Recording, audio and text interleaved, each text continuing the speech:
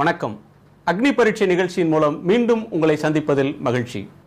இன்றைய நமது விருந்தினர் இலங்கை உச்சநீதிமன்றத்தின் மேனாள் நீதிபதியும் இன்றைய இலங்கை வடக்கு மாகாணத்தின் முதலமைச்சருமான மாண்புமிகு திரு சி.வி. விக்னேஸ்வரன் அவர்கள்.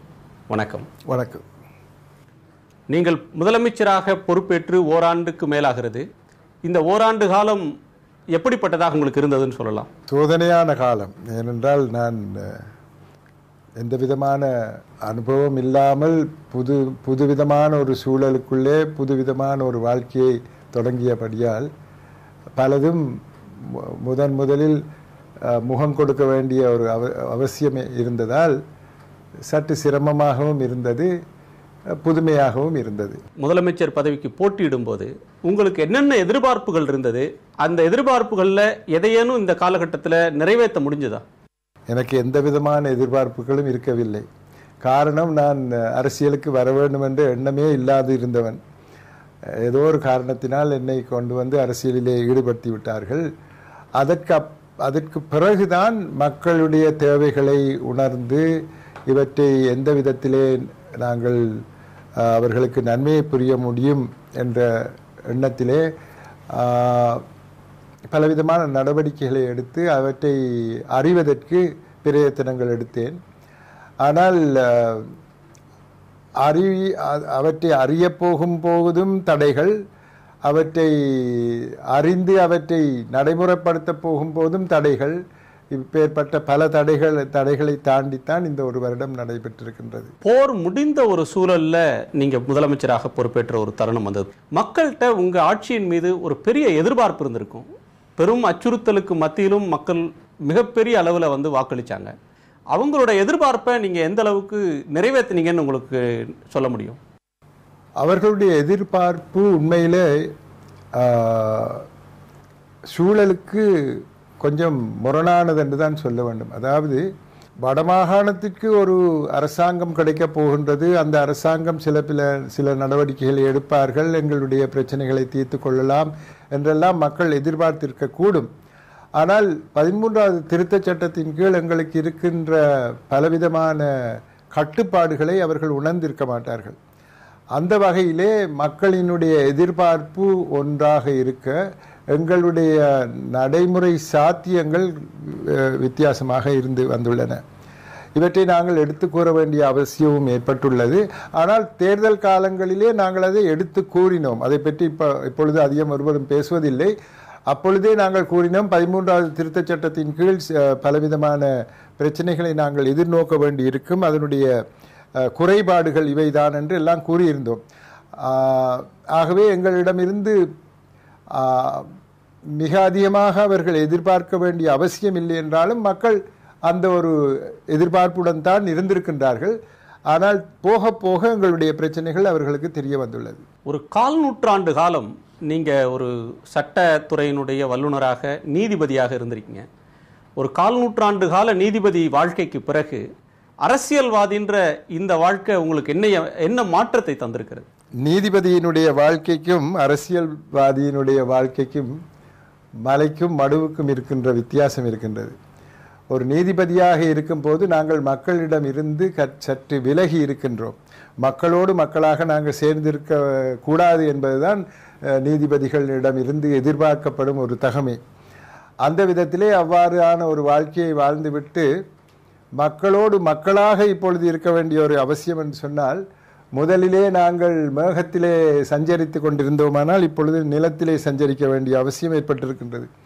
இந்த நிலையிலே ரெண்டுக்கும் ஈடு கொடுக்கக்கூடியதாக எனக்கு ஒரு சந்தர்ப்பத்தை அளித்திருப்பது என்னுடைய ஆத்மீக வாழ்க்கை.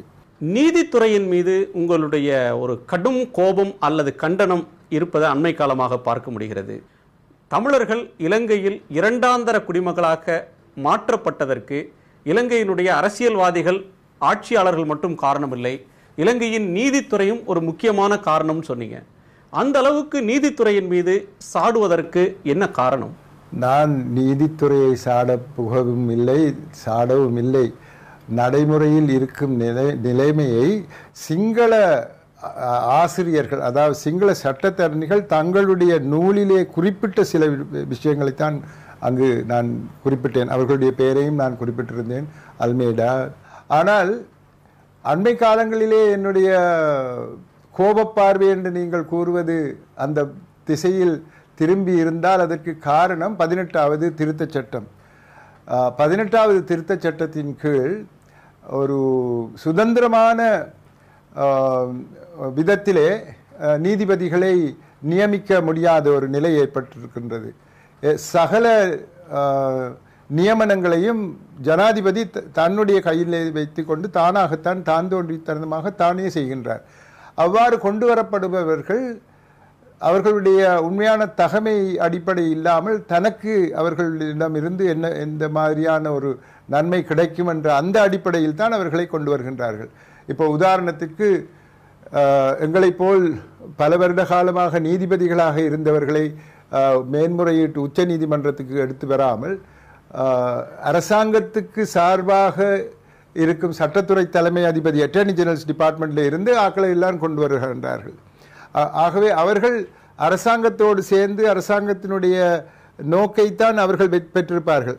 அப்பேற்பட்டவர்கள் நீதித்துறைக்கு வரும்போது மக்கள் சார்பாக அவர்கள் நடக்காது, அரசாங்கத்துக்கு சார்பாகத்தான் நினைப்பார்கள், நடப்பார்கள், பார்ப்பார்கள். அந்த ஒரு வித்தியாசத்தை தான் எடுத்து காட்டி வந்துள்ளேன். அரசாங்கம் தன்னுடைய ஏவல் ஆட்களை தான் சொல்வதை கேட்கக்கூடியவர்களை நியமிக்கக்கூடிய இடத்தில் இருக்கிறது என்றால், இலங்கையின் நீதித்துறை ஒரு சுயேட்சையான தனித்துவமான ஒரு நீதித்துறையாக இல்லை அப்படின்னு சொல்லலாமா? தற்பொழுது அப்பேற்பட்ட ஒரு நிலையைத்தான் அடைந்திருக்கின்றது. அதைத்தான் நான் நேற்று என்னுடைய பேச்சிலும் குறிப்பிட்டேன். அதை எவருமே இல்லை என்று கூற முடியாது. அது எல்லோருக்கும் தெரிந்த ஒரு விடயம். இலங்கை தமிழர்கள் போருக்கு பிந்தைய இன்றைய அவங்களுடைய வாழ்க்கை நிலையை பற்றி அதிகம் தெரிந்து கொள்றதுக்கு நாங்கள் விரும்புகிறோம். யாழ்ப்பாண பல்கலைக்கழகம் ஒரு புகழ்வாய்ந்த பல்கலைக்கழகம். இன்றைக்கு 4 ஆண்டு காலத்திற்கு பிறகு, போர் முடிந்த 4 ஆண்டு காலத்திற்கு பிறகு மாணவர்கள் கல்வி கற்பதில் என்ன மாதிரியான சூழல் இருக்கிறது, மக்களுடைய அன்றாட வாழ்க்கை என்பது எந்த அளவிற்கு இயல்பாக திரும்பி இருக்கிறது, இயல்பு நிலைமைக்கு? மக்களுடைய வாழ்க்கை இயல்பாக என்று கூறுவதற்கு சற்று தயக்கமாக இருக்கின்றது. ஏனென்றால் அவர்களுடைய போர் முடிந்த காலத்தில் இருந்த அதே நிலைமை தான் இப்பொழுதும் இருக்கின்றது. தொடர்ந்து மக்கள் பலவிதமான நன்மைகளை எதிர்பார்த்தார்கள். ஆனால் அந்த எதிர்பார்ப்புக்கு ஏற்றவாறு அபிவிருத்திகள் நடைபெறவில்லை. மக்களுடைய தேவைகளை புரிந்து கொள்ளக்கூடியவர்களாக நாங்கள் இருக்கும்போது எங்களை புறக்கணித்து அரசாங்கம் நடவடிக்கைகளிலே ஈடுபட்டு வருகின்றது. ஆகவே மக்களுடைய வாழ்வாதாரங்கள், அவர்களுடைய நாளாந்த வாழ்க்கை, இவையெல்லாம் போதுமான வரையில் அரசாங்கத்தினால், மத்திய அரசாங்கத்தினால் ஆராய்ந்து பார்த்து நடவடிக்கைகள் எடுக்கவில்லை என்பதுதான் உண்மையான தற்போதைய யதார்த்த நிலை. 1 லட்சம் விதவைகள் இருக்கிறார்கள் போருக்கு பிறகுன்னு சொல்றீங்க. மாற்றுத்திறனாளிகள், உறுப்புகளை இழந்தவர்கள் ஏறத்தாழ 25,000 to 30,000 பேர். குழந்தைகளுக்கு போதுமான ஊட்டச்சத்து இல்லை அப்படின்ற கருத்தையும் சொல்றீங்க. போர்க்காலத்தில் குழந்தைகளுக்கு படிப்பு போதுமான அளவுக்கான வாய்ப்புகள் இல்லாத ஒரு நிலைமை இருந்திருக்கும். இப்போ படிக்கக்கூடியவர்களுடைய எண்ணிக்கை, கல்வியை தேடி வரக்கூடியவங்களுடைய எண்ணிக்கையும் ஏக்கமும் அதிகமாக இருக்கும். அந்த எதிர்பார்ப்புகள் எல்லாம் எப்படி சமாளிச்சுட்டு இருக்கீங்க? சில நடவடிக்கைகள் எடுத்துக்கொண்டு வருகின்றோம்.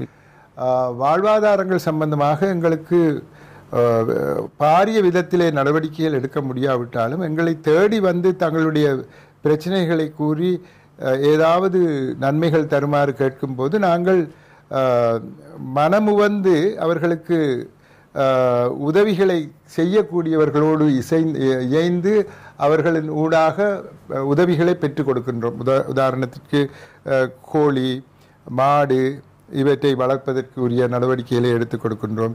தையல் மிஷின் எடுத்துக் கொடுக்கின்றோம். வீடுகள் கட்ட வசதிகள், இவ்வாறு பலவிதமான மக்களோ அல்லது நிறுவனங்களோ அவர்களுடன் சம்பந்தப்பட்டு இவர்களுக்கு தேவையான போதுமான பணத்தை அல்லது பொருட்களை எடுத்து கொடுத்து அவர்களுடைய வாழ்க்கையை முன்னேற்றுவதற்கு நடவடிக்கைகள் எடுத்து வருகின்றோம். ஆனால் இவையெல்லாம் ஒரு அட்ஹாக் என்று சொல்வார்கள், அந்தந்த நேரத்துக்கு ஏற்ற மாதிரி நாங்கள் சில நடவடிக்கைகள் தற்காலிகமாக செய்து கொண்டு போகின்றமே ஒழிய இதை ஒரு பாரிய ஒரு செயல் திட்டத்தின் அமைப்புக்குள் கொண்டு வந்து நடவடிக்கைகள் எடுப்பதற்கு பலவிதமான தடைகளை நாங்கள் எதிர்நோக்கி இருக்கின்றோம். தடைகள்னு நீங்க சொல்றது இலங்கை அரசைன்னு நான் புரிஞ்சுக்கிட்டு கேட்கிறேன். இலங்கை அரசாங்கத்தோடு, ராஜபக்சே அரசாங்கத்தோடு தமிழ் தேசிய கூட்டமைப்பு, குறிப்பாக இலங்கை மாகாண அரசு, வடக்கு மாகாண அரசு ஒரு இணக்கமான உறவை கொண்டிருக்கவில்லை. ஒரு அரசியல் தீர்வு காண்றது, அபிவிருத்தி பணிகளை மேற்கொள்வது அப்படின்ற விஷயங்கள்ல மத்திய அரசோடு ஒரு இணக்க போக்கை கடைபிடிக்க உங்கள் அரசு தவறிவிட்டது. யாழ் ரதம் தொடக்கக்கூடிய அந்த தொடக்க விழா நிகழ்ச்சி கூட ராஜபக்சே யாழ்ப்பாணம் வந்தபோது நீங்கள் அந்த நிகழ்ச்சியை புறக்கணித்தீர்கள். அந்த உள்ளூரில் வதைபடக்கூடிய மக்களுக்கு உதவுவதற்காக அந்த அரசாங்கத்தோடு இணங்கி போக மறுக்கிறீர்கள் அப்படின்ற குற்றச்சாட்டுக்கு நீங்க சொல்ற பதில் என்ன? உண்மையிலேயே நாங்கள் தொடக்கத்திலே, அதாவது எங்களை மக்கள் தேர்ந்தெடுத்த போது எங்களுடைய மக்களினுடைய எதிர்ப்புக்கு மத்தியிலே நான் ஜனாதிபதி முன்னிலையிலே என்னுடைய உறுதிமொழியை எடுப்பதற்கு சென்றேன். மக்கள் அதற்கு ரொம்பவும் கோபப்பட்டு கொண்டார்கள். ஏன் இவர் எங்களுக்கு எதிராக இவ்வளவு ஒரு தேர்தலிலே இராணுவத்தை கொண்டு எங்களுக்கு பலதரப்பட்ட பிரச்சனைகளையும் எல்லாம் இன்னல்களையும் தந்தவர் முன்னிலையிலே போய் உறுதிமொழி எடுக்கின்றார் என்று அவர்கள் பேசிக்கொண்டார்கள்.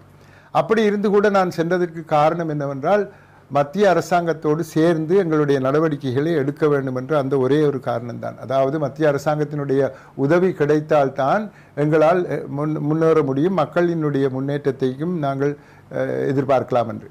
ஆனால் அதற்கு பின்னர் ஜனவரி மாதம் 2ஆம் தேதி நான் ஜனாதிபதியை கண்டு பலவிதமான கோரிக்கைகளை அவரிடம் கையளித்தேன். உதாரணமாக, எங்களுடைய பிரதம செயலாளர் சட்டப்படி எங்களுடைய கருத்தொருமித்தலோடு தான் அவரை நியமிக்க வேண்டும். அவ்வாறு அவர் நியமிக்கவில்லை. முன்னரேயே தங்களுடைய கைப்பொம்மையாக இருந்து வந்த ஒருவரையே தொடர்ந்து இருக்க வைத்திருக்கின்றார். அடுத்தது, ஆளுநரை எங்களுடன் கலந்தாலோசித்து செய்யலாம். அப்படித்தான் இல்லை என்றாலும் ஒரு சிவில் பொதுமக்களிடம் இருந்து ஒருத்தரை எடுத்து போட்டிருக்க வேண்டுமே ஒழிய, இராணுவத்தில் இருந்த, அதாவது போர்க்காலத்திலே இராணுவ தளபதியாக அங்கு இருந்தவர், அவர் இளைப்பாறியதும் இங்கு எடுத்து போட்டிருக்கின்றார்கள். அதனை மாற்றும்படி கேட்டேன். மாற்றுவதாக கூறி அதையும் மாற்றவில்லை. மாற்றாமல் விட்டது மட்டுமல்ல, அதனை அவருக்கு திரும்பவும் 5 வருடங்கள் நீடித்து வழங்கி இருக்கின்றார். ஆகவே நாங்கள் மத்திய அரசோடு சேரவில்லை, நடவடிக்கைகள் எடுக்கவில்லை என்று கூறுவது தவறு. எங்களால் முடிந்த வரையில் நாங்கள் நடவடிக்கைகளை எடுத்துக்கொண்டுதான் வந்திருக்கின்றோம். ஆனால் மத்திய அரசாங்கத்தினுடைய எதிர்பார்ப்பு என்னவென்றால், நாங்கள் வருவதற்கு முன்னர் எந்த அடிப்படையிலே நடவடிக்கைகளை எடுத்துக்கொண்டிருந்தார்களோ அதை தொடர்ந்து தாங்களே செய்ய வேண்டும் என்றும், நாங்கள் அதற்கு ஒரு ஒத்தாசையாக இருக்க வேண்டும் என்று. அவ்வாறு செய்வதானால் நாங்கள் அங்கு இருக்க வேண்டிய அவசியம் இல்லை.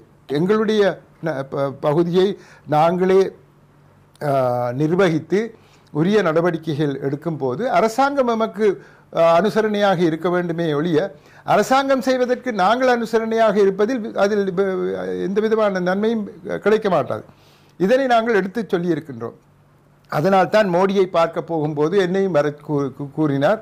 முடியாது என்றேன். காரணம், நாங்கள் கேட்பதை தருகின்றீர்கள் இல்லை, எதையுமே நாங்கள் சொல்லுவதை செய்கின்றீர்கள் இல்லை, உங்களோடு சேருங்கள் என்று சொல்லிக்கொண்டு இப்படி காலத்தை கடத்தி கொண்டு வருகின்றீர்கள். நாங்கள் கேட்ட கோரிக்கைகளுக்கு நீங்கள் இடமளிக்கவில்லை. ஆகவே உலகத்துக்கும் ஊருக்கும் உலகத்துக்கும் நாங்கள் ஏதோ சேர்ந்திருக்கின்றோம் என்று காட்டுவதற்காக என்னால் வர முடியாது என்று கூறினேன். அடுத்து, நீங்கள் யாழ்ப்பாண புகையிரத நிலையத்தை திறந்த போது நான் வரவில்லை என்று பற்றி குறிப்பிட்டீர்கள். அவ்வளவு பணத்தையும் இந்தியா எந்த விதமான வட்டி இல்லாமல் கொடுத்து அதன் அடிப்படையிலே அவற்றை செய்து முடித்ததன் பிற்பாடு தாங்கள் தான் அதை செய்ததாக உலகத்துக்கு எல்லாம் சொல்லி கொண்டு வரும் அரசாங்கம் அந்த ஊர் மக்களினுடைய முதலமைச்சராக இருக்கும் எனக்கோ அல்லது என்னுடைய அமைச்சர்களுக்கோ ஒரு அழைப்பிதழ் அனுப்பவில்லை. அழைப்பில்லாத நிலையிலே நாங்கள் போக வேண்டிய அவசியம் இல்லை. அரசாங்கத்தை நாங்கள் குறை கூறி வந்திருக்கின்றோம் என்னத்துக்கென்றால், இப்பேற்பட்ட செயல் திட்டங்களை முடித்து கொண்டு எதை செய்யும் போதும் எங்களுக்கு கடைசி நேரத்தில் வந்து பார்த்துட்டு கைதட்டி போட்டு போங்கள் தான் சொல்லுகின்றார்களே ஒழிய, அவர்களுடன் சேர்ந்து இந்த எங்களுடைய இடத்திலே நாங்கள் எதிர்பார்க்கும் மக்களுக்குரிய அந்த நடவடிக்கைகளிலே முழுமையாக இறங்குவதற்கு எந்த விதமான ஒரு சந்தர்ப்பத்தையும் வழங்காத அவர்களுக்கு நாங்கள் எவ்வாறு அதில் சம்பந்தப்பட்டு நடவடிக்கைகளில் இறங்க முடியும் என்பதை நீங்களே எனக்கு கூறவும். ஆட்சி மாற்றத்திற்கு பிறகு, இந்தியாவில் ஒரு ஆட்சி மாற்றத்திற்கு பிறகு இந்த ஆட்சியினுடைய அணுகுமுறை இலங்கை தமிழர் பிரச்சனையில எப்படி இருக்கிறது? எங்களுக்கு ஒரே ஒரு விடயம்தான் தெரிகின்றது. அதாவது ஜனாதிபதி இங்கு வந்தபோது 13வது திருத்தச் சட்டத்தை முழுமையாக நடைமுறைப்படுத்த வேண்டும் என்று திரு மோடி அவர்கள் கூறியதாக அறிந்து கொண்டோம். அந்த அளவுக்கு அவருக்கு முதலில் சந்திக்கும் போதே அவர் கூறியது எங்களுக்கு மிகவும் மனதுக்கு சந்தோஷமாக இருக்கின்றது. ஏனென்றால் அவர் வெறும் பேச்சில் மட்டும் இல்லாமல் ஒரு செயல் வீரராக இருப்பது போல் எங்களுக்கு தோன்றுகின்றது. ஆகவே அவர் எடுத்த அந்த நடவடிக்கை சரி. 13வது திருத்தச் சட்டத்திலே பலவிதமான பிரச்சனைகள், குறைபாடுகள் இருக்கக்கூடும். ஆனால் இப்போது இருக்கும் ஆவணங்களுக்குள்ளே 13வது திருத்தச் சட்டத்தை முன்வைத்துத்தான் எதுவுமே செய்யக்கூடியதாக இருக்கின்றது. அதை கூட நடைமுறைப்படுத்தாத ஒரு அரசாங்கத்தின் இடம் இதை முழுமையாக நடைமுறைப்படுத்து என்று கூறும் அளவுக்கு ஒரு ஸ்திரமான ஒரு கொள்கை இருப்பதாக மோடியை நாங்கள் கருதுகின்றோம். மோடி சொல்ற இதே வார்த்தைகளைத்தான் காங்கிரசும் அதனுடைய மொத்த ஆட்சி காலம் முழுவதுமே இதே கருத்தை தான் சொல்லிக் கொண்டிருந்தது. ஆனால் காங்கிரசிடம் இல்லாத ஒரு நம்பிக்கை மோடியின் மேல உங்களுக்கு எப்படி வருது? காங்கிரசின் மேல் இல்லாத நம்பிக்கை என்று கூற முடியாது. அதாவது காங்கிரஸ் கூறியதற்கும் முதலிலே சந்திக்கும் போது ஒருவருக்கு இதை கூறுவதற்கும் சற்று வித்தியாசங்கள் இருக்கின்றது. பல வருட காலமாக இதை பற்றி முன்னைய அரசாங்கங்கள் கூறி வந்திருந்தாலும் அதை பொருட்படுத்தாது இருந்தது எங்களுடைய அரசாங்கம்.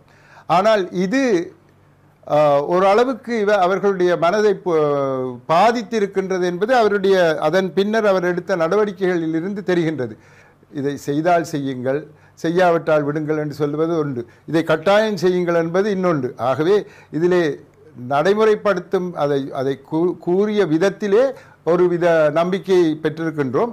அதற்காக காங்கிரசின் மீது எங்களுக்கு நம்பிக்கை இல்லை என்று இல்லை. ஆனால் இந்த அளவுக்கு ஒரு ஸ்திரமான ஒரு அடிப்படையிலே அவர்கள் கூறியதாக எனக்கு தெரியாது. மோடி அவர்களை ஆட்சிக்கு வந்த பிறகு அவர் சந்தித்த இலங்கை அரசாங்கத்தின் பிரதிநிதிகளை அழைத்து பேசுவதற்கு முன்னால் தமிழ் தேசிய கூட்டமைப்பை அழைத்து பேசினார். அப்போது ராஜபக்சே தரப்பில் சொல்லப்பட்ட ஒன்று, உலகத்தின் எந்த மூலையில் சென்று நீங்கள் எவர் கதவை தட்டினாலும் நீங்கள் மீண்டும் வந்து எங்களிடம்தான் பேச வேண்டும் என்று சொன்னார். இப்போது நீங்கள் மோடி அரசாங்கம் திடமாக சொல்கிறது, திட்டவட்டமாக சொல்கிறதுன்னு சொல்றீங்க. அதற்கு ராஜபக்சே அரசாங்கம் எப்படி முகம் கொடுக்கிறது? அந்த எச்சரிக்கையை, இந்த மோடி அரசாங்கம் சொல்லக்கூடிய வேகத்தை எந்த அளவுக்கு அவங்க புரிந்து கொண்டு செயலாற்றுகிறாங்க? இதை நாங்கள் மோடி வருவதற்கு முன் நடந்த சில விடயங்களில் இருந்து பார்க்க வேண்டும். 2009 போர் முடிந்தவுடனே வடமாகாணத்திலே தேர்தலை நடத்த வேண்டும் என்று குறிப்பிட்டார்கள், நடத்தவில்லை. நடத்துகின்றோம் என்று சொன்னார்கள், நடத்தவில்லை. 2010, 11, 12, 13 கூட தேர்தலை நடத்தாமல் தான் இருந்தார்கள். ஆனால் சிவசங்கர் மேனன் இந்த வருடம் நீங்கள் கட்டாயம் இந்த தேர்தலை நடத்த வேண்டும் என்று சொன்னதன் பிற்பாடு அந்த வலியுறுத்தலின் காரணமாக, அந்த நெருக்குதலின் காரணமாக அவர்கள் தேர்தலை வைத்தார்கள், தேர்தலை நடத்தினார்கள். ஆகவே நம்முடைய அரசாங்கத்தை பொறுத்தவரையிலே இந்த நெருக்குதலும் வலியுறுத்தலும் மிகவும் அவசியமாக இருக்கின்றது. ஆகவே அந்த வழியிலே பார்க்கும்போது எங்களுடைய அரசாங்கத்தோடு எந்த அடிப்படையிலே நாங்கள் செயல்படுகின்றோம் என்பது முக்கியம் பெறுகின்றது. அவர்கள் என்னிடம் வந்துதான் அது செய்யலாம் என்று தமிழ் தேசிய கூட்டமைப்பு குறிப்பிட்டிருந்தாலும், நெருக்குதல் இருக்கும் போது அவர் ஏதாவது ஒன்றை மழுப்பி பேசினாலும் சில விடயங்களுக்கு அவர் தலை அசைத்தே ஆக வேண்டிய ஒரு நிலைமையை அவர் அந்த நிலைமையில் தான் அவர் இருக்கின்றார். அதை நாங்கள் மறந்துவிடக்கூடாது. ஆனால் கடந்த 3 ஆண்டுகளாக பார்த்தால் ஐநா மனித உரிமை ஆணையத்தில் இந்த பிரச்சனை ஒவ்வொரு ஆண்டும் பேசப்படுகிறது. ஐரோப்பிய நாடுகள், அமெரிக்கா உள்ளிட்ட நாடுகள், இந்தியா கூட இந்த பிரச்சனையில இலங்கைக்கு எதிரான நிலைப்பாட்டை எடுத்தது. ஆனால் இந்த பிரச்சனைகள்லாம் இலங்கை அசைந்து கொடுத்த மாதிரியே தெரியலையே.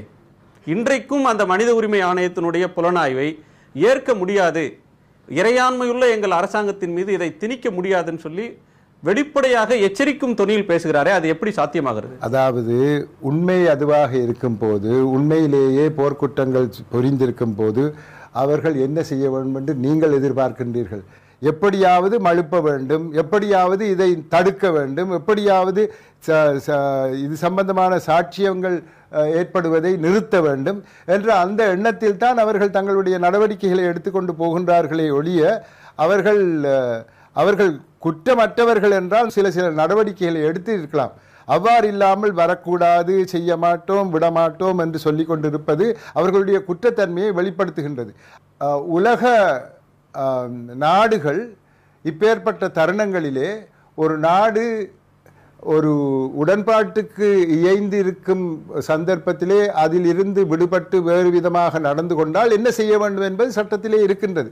ஆகவே அதற்குரிய நடவடிக்கைகள் அந்தந்த காலகட்டத்திலே நடைபெறும் நடவடிக்கைகள் அதுக்குரிய நடவடிக்கைகள் எடுக்கப்படும். ஒரு முதலமைச்சராக மட்டுமில்லாமல் ஒரு நீதிபதியாக இருந்தவர் என்ற முறையிலும் பன்னாட்டு சட்டங்களை அறிந்தவர் என்ற முறையிலும் போர்க்குற்றம் நடந்த நிலையில் போர்க்குற்றத்திற்காக யாரேனும் ஒருவர் அந்த நாட்டில் தண்டிக்கப்படுவார்கள் அப்படின்னு நீங்க நம்புறீங்களா? போர்க்குற்றங்கள் நடைபெற்றன என்று சர்வதேச உலகம் அதனை அடையாளப்படுத்தினாலே அவர்களை பொறுத்தவரையிலே அது ஒரு குற்றமாகத்தான் நாங்கள் ஏற்றுக்கொள்ள வேண்டும். ஆனால் அதற்குரிய தண்டனை எதுவாக இருக்கும் என்பது மேலிடத்துக்கு போகணும், செக்யூரிட்டி கவுன்சிலுக்கு போக வேண்டும். அது வேறு. இதில் இருந்து ஆகக்கூடியதாக எங்களுக்கு கிடைக்கக்கூடியது இங்கு போர்க்குற்றங்கள் நடைபெற்றன என்ற அந்த ஒரு வாக்கியத்தை அவர்கள் குறிப்பிட்டு கூறினார்கள் என்றால் என்னென்ன நடந்தது என்பதை பட்டியலிட்டு காட்டினார்கள் என்றால் உலக நாடுகளுக்கு அது பற்றி தெரிய வரும். தண்டனை என்பது அடுத்த கட்டம். ஆனால் குற்றம் நடந்திருக்கிறது, இன்னின்னார் குற்றவாளிகள், இதற்கு உடந்தையானவர்கள் இவர்கள், 7 வயது சிறுவன் முதல் சரணடைய வந்தவர்கள் வரையிலும் கொலை செய்வதற்கு காரணமானவர் இவர்கள் அப்படின்னு சிலரையேனும் அந்த ஐநா புலனாய்வு அமைப்பு கண்டுபிடித்து கூறும்ன்ற நம்பிக்கை உங்களுக்கு இருக்கிறதா? அதை தனிப்பட்ட நபர்களை கூறுகின்றார்களா அல்லது இந்த அரசாங்கத்தின் கீழ் இந்த காலகட்டத்திலே இவர்கள் அதிலே தலைமைத்துவம் வகிக்கும் போது இது நடைபெற்றது என்று கூறுகின்றார்களா என்பதை பற்றி என்னால் கூற முடியாது. ஆனால் எந்த காலகட்டத்திலே யாருடைய தலைமைத்துவத்தின் கீழே இப்பேற்பட்ட நடவடிக்கைகள் அல்லது இப்பேற்பட்ட செயல்கள் புரியப்பட்டுள்ளன என்பது சம்பந்தமாக அவர்கள் செய்வார்கள் என்ற நம்பிக்கை இருக்கின்றது. அவர்கள் அறிக்கை கொண்டு வருவார்கள் என்ற நம்பிக்கை இருக்கின்றது. தமிழ் தேசிய கூட்டமைப்பு ஒரு சிக்கலில் இருப்பது போல தெரிகிறது. ஒருபுறம் இலங்கை அரசாங்கம் அதை புலிகளின் நீட்சி, ப்ராக்சி ஆஃப் டைகர்ஸ் பார்க்கிறது. இன்னொரு புறம் புலம்பெயர்ந்த தமிழர்கள் வேறு மாதிரியான எதிர்பார்ப்பை உங்கள் கூட்டமைப்பு மேல வச்சிருக்காங்க. உண்மையிலேயே தமிழ் தேசிய கூட்டணியினுடைய இன்றைய அஜெண்டான்றது என்ன? தமிழ் தேசிய கூட்டமைப்பு ஒரு காலத்திலே புலிகள் இருக்கும் போது அப்பொழுது கூட அது நடைமுறையில் இருந்து வந்தது. அப்போது பேசியதெல்லாம் ஆயுதங்கள் தான் பேசின. ஆகவே ஆயுதங்கள் பேசும் ஒரு இடத்திலே ஆராய்ச்சிக்கோ எங்களுடைய கருத்து பரிமாற்றலுக்கோ இடமில்லாது இருந்தது. ஆகவேதான் அவர்களை நீட்சி என்றோ அவர்களுடைய ப்ராக்சி என்றோ எதையாவது கூறியிருப்பார்கள். அதே விஷயத்தை இப்பொழுது அரசாங்கம் சொல்லி வருவதில் பயனில்லை, அது பிழை. ஏனென்றால் எங்களை பொறுத்தவரையிலே வடமாகாணத்திலே ஒரு தேர்தலை நடத்தும் போது என்னென்ன அடிப்படையிலே நாங்கள் இந்த தேர்தலுக்கு நிற்கின்றோம் என்பதை எங்களுடைய மேனிஃபெஸ்டோ மூலமாக நாங்கள் எடுத்து காட்டியிருக்கின்றோம். அதிலே புலிகள் கேட்டதை நாங்கள் கேட்கவில்லை. ஒரே இலங்கையினுடைய ஒற்றுமைப்பட்ட அந்த இலங்கையிலே எங்களுக்கு தனித்துவமான எங்களுடைய ரைட் ஆஃப் செல்ஃப் டிட்டர்மினேஷன் அதனை உறுதிப்படுத்த கூடிய ஒரு நிலையிலே ஆகக்கூடிய அதிகார பரவலாக்கள் தர வேண்டும் என்ற அந்த அடிப்படையிலே தான் நாங்கள் தேர்தலில் நின்று அந்த அடிப்படையிலே தான் மக்கள் எங்களை தேர்ந்தெடுத்திருக்கின்றார்கள். ஆகவே அந்த நிலையிலே எங்களை கொண்டு போய் புலிகளின் நீட்சியோ அப்படி இப்படி என்று கூறுவதிலே அது தங்களுடைய நன்மைக்காக அவர்கள் செய்கின்றார்களே ஒழிய உண்மை அது அல்ல. ஏனென்றால் மக்கள் குறிப்பிட்ட சில காரணங்களை நாங்கள் முன்வைக்க அந்த அடிப்படையில் தான் எங்களை தேர்தலில் தேர்ந்தெடுத்திருக்கின்றார்கள். அதை அரசாங்கமும் மனதுக்கு எடுக்க வேண்டும், ஆனால் எடுக்கின்றார்கள் இல்லை. தங்களுடைய சிங்கள மக்களே எங்களுக்கு சார்பாக, அதாவது தமிழ் மக்களுக்கு உரித்துகள் சம்பந்தமாக பேசும்போது அவர்களையும் புலிகள் என்றுதான் அரசாங்கம் கூறுகின்றது. எனவே அரசாங்கம் சரியாக இதனை அடையாளப்படுத்தவும் இல்லை, தமிழர் கூட்டமைப்பை பற்றி சரியான ஒரு நிலையில் அல்லது சரியாக அவர்களை அடையாளப்படுத்திக் கொள்ளவும் இல்லை என்றுதான் நான் கூறுவேன். புலம்பெயர் தமிழர்கள் கொடுக்கக்கூடிய அழுத்தம் என்பது உங்களுக்கு எப்படி இருக்கிறது? உங்களை பணி செய்வதற்கு இடையூறாக இருக்கிறதா அல்லது உங்களுக்கு ஊக்கம் தருவதாக இருக்கிறதா? அவர்கள் செய்வது யாவும் ஊக்கம் தருவதாகத்தான் இருக்கின்றது. சிலர் தனிநாடு தேவை என்ற அந்த அடிப்படையிலே சில விடயங்களை நாங்கள் கூறாததன் காரணத்தினால் எங்களை குறை கூறுவது உண்மைதான். ஆனால் பலர் எங்களுக்கு எந்த விதத்திலே நன்மைகள் செய்யலாம், மக்களுக்கு எப்பேற்பட்ட செயல் திட்டங்களில் நாங்கள் ஈடுபட்டு உங்களுக்கு உதவி புரியலாம் என்ற அந்த அடிப்படையில் தான் பேசிக்கொண்டிருக்கின்றார்கள். ஆனால் எங்களுக்கு அவர்களுடைய உதவிகளை உடனேயே பெறக்கூடிய ஒரு வாய்ப்பு இல்லாமல் இருப்பதற்கு காரணம், அரசியல் ரீதியான ஒரு அரசாங்க வங்கி கணக்கை நாங்கள் திறப்பதற்கு சில தடைகள் ஏற்பட்டுள்ளன. அவ்வாறான அந்த தடைகள் நீங்கினால் பலரிடம் இருந்து எங்களுக்கு பணத்தை பெற்றுக்கொள்ளலாம், பல வித நல்ல செயல் திட்டங்களில் நாங்கள் இறங்கலாம். 13க்கும் அப்பால் சென்று சிலவற்றை செய்வதாக சொன்ன ராஜபக்சே இன்றைக்கும் அதில் எதுவும் செய்யவில்லை. இந்த நிலையில் இந்த 13க்கு அப்பாற்பட்ட ஒன்றோ பயனளிக்காது, தமிழர் பிரச்சனைக்கான தமிழர்களுக்கான அரசியல் தீர்வை தராது, இலங்கை அரசியல் சட்டத்தினுடைய ஒற்றை ஆட்சி அப்படின்ற ஒன்று மாற்றப்பட்டாலுடைய தீர்வு இல்லைன்னு சொல்றீங்க. ஒற்றை ஆட்சி மாற்றப்படுவதற்காக நீங்க சொல்ற வழிமுறைகள்ன்றது என்ன? இதற்கு முன்னமேயே சந்திரிகா அம்மையாருடைய காலத்திலும் ரணில் விக்ரமசிங்க பிரைம் மினிஸ்டராக இருந்த பிரதம மந்திரியாக இருந்த காலத்திலும் இப்பேற்பட்ட விடயங்கள் சம்பந்தமாக கலந்து ஆலோசித்து பிராந்திய ஒருங்கிணைப்பு, ஒரு யூனியன் ஆஃப் ரீஜன்ஸ் என்ற முறையிலே ஒரு தீர்வு அமைய வேண்டும் என்று பேசப்பட்டது. ஆகவே இது ஒரு புதுமையானது அல்ல, ஒரு புது கருத்து அல்ல. பிராந்திய ஒருங்கிணைப்பு, ஒரு இணையாட்சி என்ற முறையிலே இதை கொண்டு வருவதில் எந்த விதமான பிரச்சனைகளும் மத்திய அரசாங்கத்துக்கு இருக்க வேண்டிய அவசியம் இல்லை. இந்த போரின் நிமித்தமாக தங்களுக்கு சில நன்மைகள் பெற்றுக்கொண்டதால் அரசியல் ரீதியாக அதை முன்வைத்து இந்த ஒற்றையாட்சி எப்பொழுதுமே இருக்க வேண்டும் என்ற கருத்திலே இப்பொழுது அரசாங்கம் பேசிக்கொண்டிருக்கின்றது. அதற்கும் நெருக்குதல்கள் வரும்போது அவர்கள் தங்களுடைய சிந்தனைகளை, கருத்துக்களை மாற்ற வேண்டிய ஒரு அவசியம் ஏற்படும். இலங்கையில 13வது அரசியல் சட்டத்தையே திருத்த முன்வராத, அதை நிறைவேற்றுவதற்கே முன்வராத ராஜபக்சே அரசாங்கம் ஒற்றையாட்சி முறையை கைவிடுவதற்கு எந்த அளவுக்கு இணங்கும் நினைக்கிறீங்க? எந்த காலத்திலும் ராஜபக்சே தான் தலைமைத்துவம் பெற்று இருக்க போகின்றார் என்ற எண்ணத்திலே நீங்கள் இந்த கேள்வியை கேட்கின்றீர்கள். நான் அப்பேற்பட்ட ஒரு மனோநிலையில் இல்லை. அடுத்தடுத்து நீங்க என்னதான் விமர்சனம் செய்தாலும் அடுத்தடுத்து வரக்கூடிய தேர்தல்களில் ராஜபக்சே கட்சி தொடர்ச்சியாக பெரும்பான்மை பெற்று வெற்றி பெறுகிறது. இன்றைக்கு கூட தேர்தலை முன்கூட்டியே நடத்துவதற்கு தயாராக அறிவிப்புகளை எல்லாம் வெளியிடுகிறது. அங்க சிங்கள மக்கள் மத்தியில ஜனநாயக சக்திகள் அப்படின்றவங்க ரொம்ப குறைவாக இருக்கிறார்களா அல்லது இல்லவே இல்லைன்னு சொல்றதா? எவ்வளவுதான் ஒருவர் நல்ல நிலையிலே, நல்ல ஸ்திரமான ஒரு நிலையிலே இருந்தால் கூட மக்களினுடைய எதிர்பார்ப்புகள் மாற மாற மாற ஒரு தேர்தலிலே மாற்றங்கள் ஏற்படும். ஒருவேளை 3வது முறையாக அவர் ஜனாதிபதியாக வரக்கூடும். ஆனால் எந்த காலகட்டத்திலும் அது அப்படித்தான் இருக்க போகின்ற என்ற எண்ணத்தை நீங்கள் அடியோடு அகற்ற வேண்டும். அதைத்தான் நான் கூறுகின்றேன். நீங்க அந்த ஒரு பெரும்பான்மை வாதம் அங்கு தலை தூங்கி இருக்கிறது, பௌத்த பெரும்பான்மை தான் அங்கு பிரச்சனையாக, சிக்கலாக இருக்கிறதுன்னு சொல்றீங்க. பௌத்த பெரும்பான்மை வாதத்துக்கு எதிராக சிறுபான்மையினர், அது தமிழர்களானாலும் முஸ்லிம்களானாலும் மற்றவர்களானாலும் அணிதிரள வேண்டிய சூழல் இருக்கிறது. ஆனால் தமிழர்கள் வேறு, முஸ்லிம்கள் வேறு அப்படின்னு சொல்லி ஒரு பெரிய இடைவெளி அண்மை காலத்தில் உருவாகிவிட்டது அப்படின்னு சொல்றது ஒரு முட்டுக்கட்டையா இருக்குன்னு சொல்றது எந்த அளவுக்கு சரி? அதாவது முஸ்லிம் மக்களிடையே அப்பேற்பட்ட ஒரு சிந்தனையின் காரணத்தினாலே தான் இந்த பிரச்சனை ஏற்பட்டது. எஸ்ஜேவி செல்வநாயகம் இருந்த காலத்திலே முஸ்லிம்கள் இந்த சமஷ்டி கட்சியில் அங்கம் வகித்து கொண்டிருந்தார்கள். பாராளுமன்ற தேர்தலில் அவர்கள் வெற்றி பெற்றார்கள். தமிழரசு கட்சியின் தலைமைத்துவத்தின் கீழ் அவர்கள் வெற்றி பெற்று வந்தார்கள். ஆனால் அதற்கு பின்னர் முஸ்லீம்களுக்கென்று சில கட்சிகள் இருக்க வேண்டும் என்ற எண்ணத்திலே அவர்கள் சற்று பிரிந்து வித்தியாசமான ஒரு விதத்திலே தங்களுடைய எண்ணங்களை நடைமுறைப்படுத்தி வந்தார்கள். ஆனால் இப்பொழுது அண்மை காலங்களிலே முஸ்லீம் தலைவர்கள் தங்களுக்கு துரோகம் இழைத்து விட்டார்கள் என்ற எண்ணத்திலே பல கூட்டங்களிலே என்னை பொறுத்தவரையிலே என்னிடம் கூட கேட்டிருக்கின்றார்கள், நீங்கள் தமிழ் மக்கள் தலைமைத்துவத்தை முஸ்லீம் மக்களுக்கும் கொடுக்க வேண்டும் என்ற ஒரு எண்ணத்தை.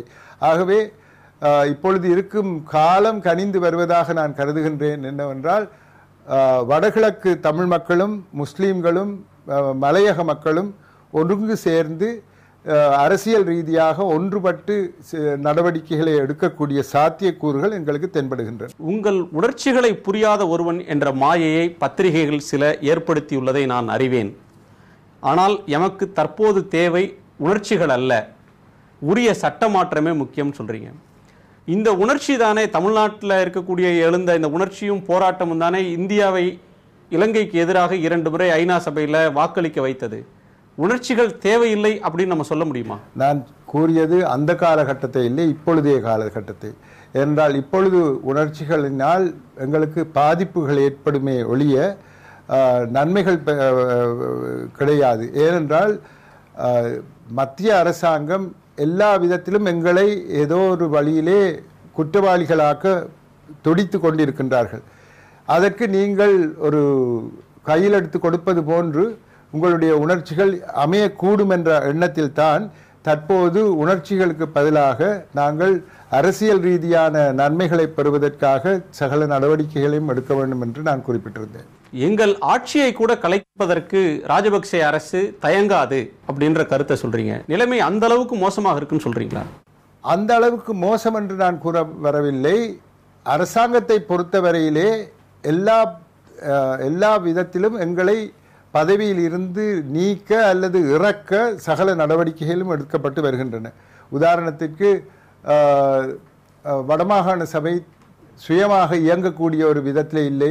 அவர்கள் எல்லோரும் புதிதாக அரசியலுக்கு வந்தவர்கள், அவர்களுக்கு அரசியல் தெரியாது. இதை எங்களிடம்தான் நீங்கள் கையளிக்க வேண்டும் என்று ஒரு பக்கம்.